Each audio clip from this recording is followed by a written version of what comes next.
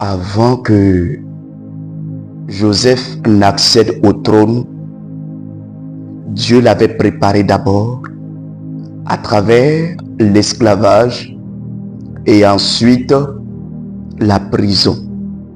Ce sont les deux épreuves qui ont préparé le trône de Joseph. Avant que David ne devienne roi, il a été préparé d'abord par être écarté par ses frères. Et par la suite, il a été préparé à affronter Goliath. Dieu ne l'a pas présenté d'abord le palais. Dieu l'a présenté l'isolement et ensuite Dieu l'a présenté le Goliath. Ce sont les deux éléments qui ont positionné David au trône. Certaines fois dans la vie, lorsque Dieu voudra te bénir, il va te faire passer d'abord par la voie de l'humiliation, des épreuves et des combats. Oui, c'est comme ça. La Bible déclare que pour que l'or soit précieux, il faut qu'il soit éprouvé par le feu. Il en est de même. Pour que tu sois agréable aux yeux du Seigneur, il faut que tu fasses passer par ces épreuves.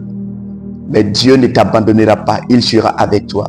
Un bien-aimé doit comprendre que ces deux épreuves que tu es en train de traverser sont en train de te préparer au trône.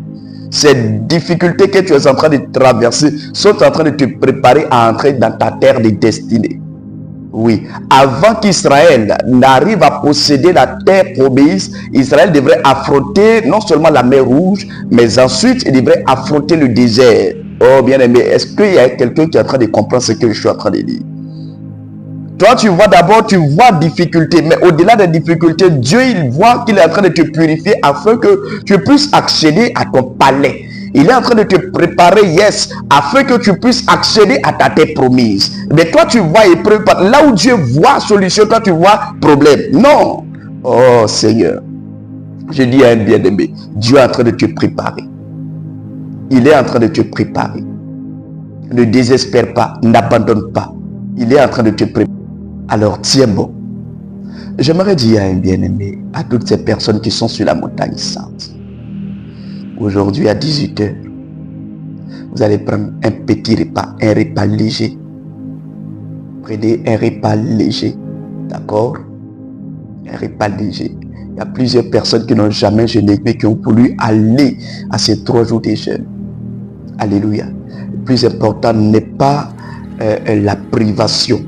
Le plus important, c'est l'esprit qui se dispose dans la présence de Dieu. Et c'est le cœur qui accueille la grâce. C'est pourquoi dans le livre de Joël, le Seigneur dit